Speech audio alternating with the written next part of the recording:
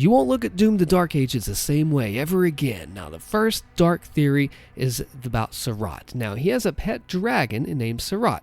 I see that you become very close to each other. You fly around, you help each other in battle. He flies and saves you from when you need to land after you come out of combat. He is there for you and you are there for him. And you've developed a bond over time as your pet dragon that you've become very close to. But there's a problem. Think about this for a second.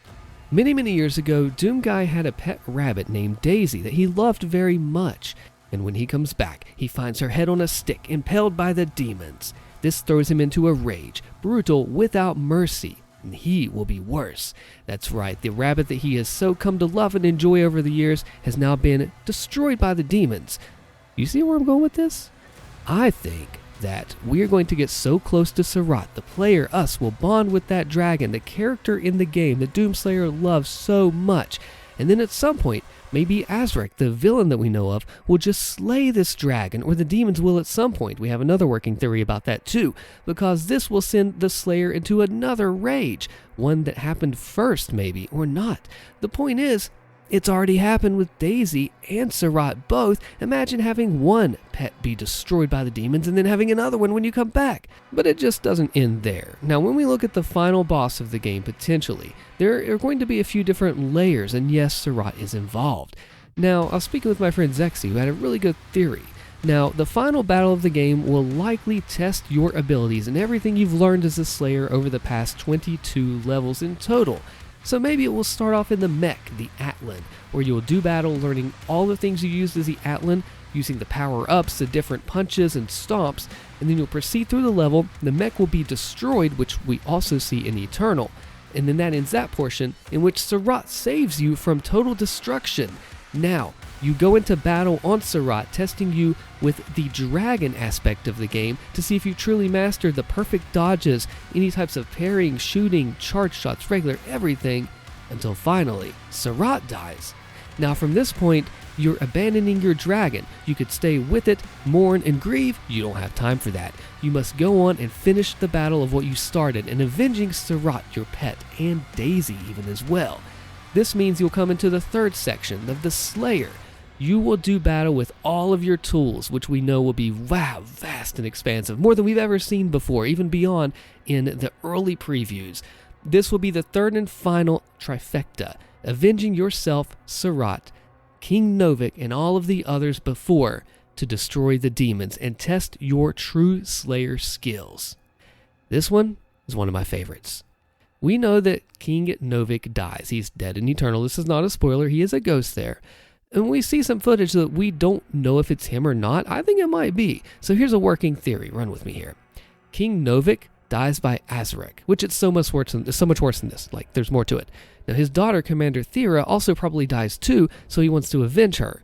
Now, Azhrak is the devil-looking dude, and he has a quote that says, "All the powers of hell cower under one man," meaning the Slayer. So we know he's scared of the Slayer, and he wants to be that power. Now, on the Slayers Club, it talks about Azhrak and him being the only thing hell fears, or wanting to be rather. It's a jealousy story between him and the Slayer. Now, the theory is from Reddit that he is the disgraced son of King Novik who turns to the Hell armies when he's rejected.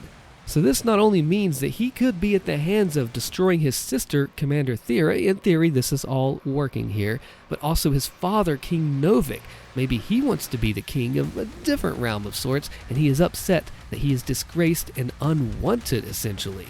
So now we know if this is the case, he's only out for power and himself, which that was not to be debated. But what if it is his dad? Now the game's ending is up in air with the mystery, and a lot of people originally thought that, well, hey, the Slayer is going to get shoved into the coffin and he'll wake up in 2016, the next game in the series, as this is a prequel, ready to rip and tear and avenge himself. But we've got confirmation from Hugo Martin, the game director, that says, no, we're not going to end the game in the coffin. Why is this so disturbing? Well, yes, it does leave a lot of openings for DLC and for other medieval-style Doom games. If you lock them up, where do you go from there? If you leave it wide open, which I'll be able to talk about that in the future, I think that there's more to do. Now, this also leaves the Slayer open for war. Some people that are very smart with lore speculated that this is, or could be, the middle point between the Civil Argentine Wars, all those things, So the Slayer goes from a prehistoric medieval war to an Argenta and Civil War, and then more wars against Makers and other hell enemies. He never leaves war. He loses Serrat, possibly. He does lose Daisy for sure, and all he does is go, and go with war, fighting, and hatred, until finally, at the end of the Ancient Gods 2, he's put away in the coffin. So yeah, this game ending calls back to the classics. The Slayer thinks he's getting a break, but he returns to Earth and finds the city in ruins. The Slayer thinks he's getting a break here, but he finds more trouble ahead. The Slayer is truly a disturbed individual with wrath and pain all around him. There is no peace for the Slayer ever. From war to war, like those before, never resting. May the blood on his sword never run dry, and may they never need him again. From Korax Entry 717 in Doom 2016. Now this one's interesting. The Tyrant, he is probably not the same threat as before. Now you're saying, Austin, how is this a scary theory? The Tyrant is a big bad enemy. Look at him, he's a Cyberdemon from Doom 2016 and the classics before that, of course. How's he not a big bad enemy? Let me tell you. When we played the game at the press event, we played a level called Siege and some other levels. These seem to be in the first act of the game, and Hugo has said that there are 3 acts, 1, 2, 3, and that as you go on, there will be crazy things, new ways that the game operates almost, from upgrades to weapons like a shotgun rocket launcher and so many other things. Okay, so I was thinking this way too. Why do we see a Tyrant Cyberdemon so early in the game? Surely this isn't it, like we just don't see the full roster, right? Well, I think the Tyrant isn't as scary as we think he is. We meet him in the first act, and that means what lies ahead. There have to be enemies that make him look like nothing at all. And if we look at the Tyrant, he's got these big shots, lasers, skulls, stomps, sweeps. He has been a treacherous force throughout the entire 30 years of Doom. And if he is only at the start of the game, in Act 1, what about the enemies, the super heavies of sorts, in Act 2? He's mostly relegated to a heavy in Act 1, or a super, if you look at it that way. And then even Act 2, what about 3? There are so many ways that the game could go, not just demons, but maybe we fight Makers and advanced species of those, since we wanted to see more of those in Eternal, and maybe we fight Wraiths or whatever is above and beyond the Makers. Whatever it may be, the Tyrant is only a warm-up to what is truly to come. Now this one is actually really fun. I want you to take a look at what a Discord user posted in my server here, which if you're not there, you should be. So right here you see a picture of Serrat the Dragon from some art released from Doom the Dark Ages, and on the other side you see the Doomguy grin face. Put them side by side, they totally modeled Serrat the Dragon's smiley grinny face after the classic Doom grin, and we've none the wiser. I've not seen anybody talk about this up until it was posted in Discord.